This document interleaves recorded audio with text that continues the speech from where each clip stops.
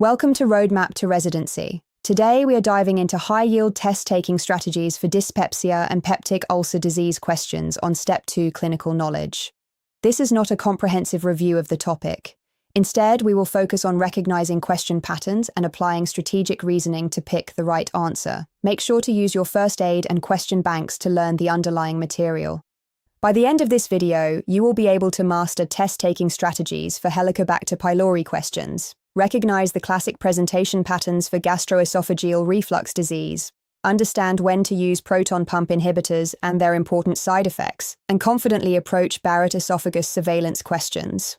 Every dyspepsia question on the board starts with two critical decisions. First, are alarm features present? These include weight loss, vomiting, bleeding, dysphagia, or a palpable mass. If any alarm feature appears in the question stem, the answer is almost always upper endoscopy. Second, what is the patient's age? Most guidelines use 60 years as the cutoff. Patients under 60 without alarm features should be tested and treated for H. pylori first. Let us review the key buzzword associations you will see on test day. For H. pylori, look for epigastric pain that improves with eating, early satiety, and non-steroidal anti-inflammatory drug use. For gastroesophageal reflux disease, the classic triad is heartburn, regurgitation, and symptoms that worsen when lying down. For Barrett esophagus, you need both the endoscopic finding of salmon-colored mucosa and histologic confirmation of intestinal metaplasia. Let us walk through our first case. A 45-year-old man has burning epigastric pain that improves with eating. He takes ibuprofen daily. No weight loss, vomiting, or bleeding. What should we do next? Before looking at the answer choices, always check for alarm features and note the age. Here is how to approach this question. Step 1. Check for alarm features. There are none in this stem. Step 2. Note the age. 45 is under the 60-year threshold. Step 3. Choose the appropriate test. For non-invasive H. pylori testing, the urea breath test and stool antigen test are the preferred methods. Important point. The patient must be off proton pump inhibitors for at least 2 weeks before testing to avoid false negatives. The correct answer is urea breath test. This case demonstrates classic gastroesophageal reflux disease. The key features are substernal burning, postprandial symptoms, symptoms worse when recumbent, and relief with antacids. Obesity is a risk factor. There are no alarm features. For uncomplicated reflux disease, the answer is an 8-week trial of proton pump inhibitor therapy. Endoscopy is not needed for typical symptoms without alarm features. Now let us cover treatment pearls you need to know. First-line therapy is triple therapy, a proton pump inhibitor plus clarithromycin plus amoxicillin for 14 days. If the patient is penicillin allergic, substitute metronidazole. The boards love asking about test of cure. You must confirm eradication in peptic ulcer disease, MALT lymphoma, and after early gastric cancer resection. Use non-invasive testing at least 4 weeks after completing therapy. Case 2 presents a 52-year-old woman with 3 months of substernal burning after meals and when lying down. She has partial relief with antacids, no dysphagia, weight loss, or vomiting. Her body mass index is 32. This is the classic reflux disease presentation. Now let us discuss proton pump inhibitor pearls that are commonly tested on the boards.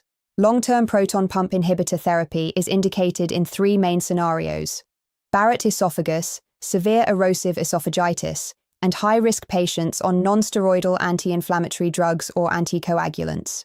For most other patients, the goal should be to step down to the lowest effective dose or discontinue after the initial 8-week treatment course.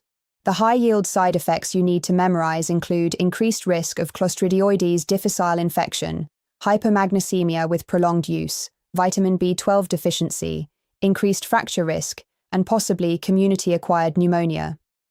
A classic board question scenario is an elderly patient on long-term proton pump inhibitor therapy who presents with tetany or cardiac arrhythmia. In this case, always think hypomagnesemia and check a magnesium level. Let us discuss proton pump inhibitor pearls for the boards. Long-term therapy is indicated for Barrett esophagus, severe erosive esophagitis, and high-risk patients on non-steroidal anti-inflammatory drugs. The high-yield side effects to remember are Clostridioides difficile infection, hypomagnesemia with prolonged use, vitamin B12 deficiency, increased fracture risk, and possibly community-acquired pneumonia. When an elderly patient on long-term proton pump inhibitors presents with tetany, think hypomagnesemia.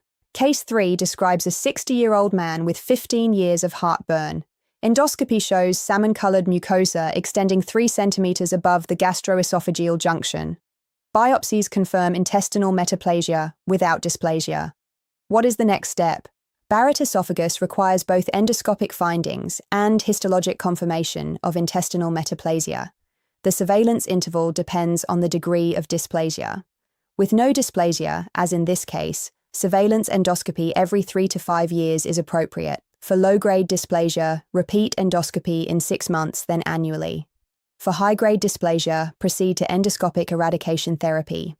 The correct answer is continue proton pump inhibitor and surveillance endoscopy in 3 to 5 years. Let us walk through why each answer choice is right or wrong. Answer A is incorrect because the patient has only been off proton pump inhibitors for 1 week. Remember, testing requires a minimum of 2 weeks off proton pump inhibitors to avoid false negative results.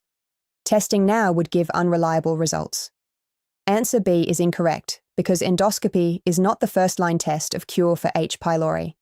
Non-invasive testing with either the urea breath test or stool antigen test is preferred. Endoscopy should be reserved for patients who have alarm features or when non-invasive tests are inconclusive. Answer C is correct because the patient simply needs to wait 1 more week off proton pump inhibitors to reach the required 2-week washout period. Once this is achieved, non-invasive testing can accurately confirm whether H. pylori has been eradicated. This is the most appropriate next step before deciding on any further treatment. Answer D, switching to quadruple therapy empirically, is premature because we have not yet confirmed treatment failure with appropriate testing.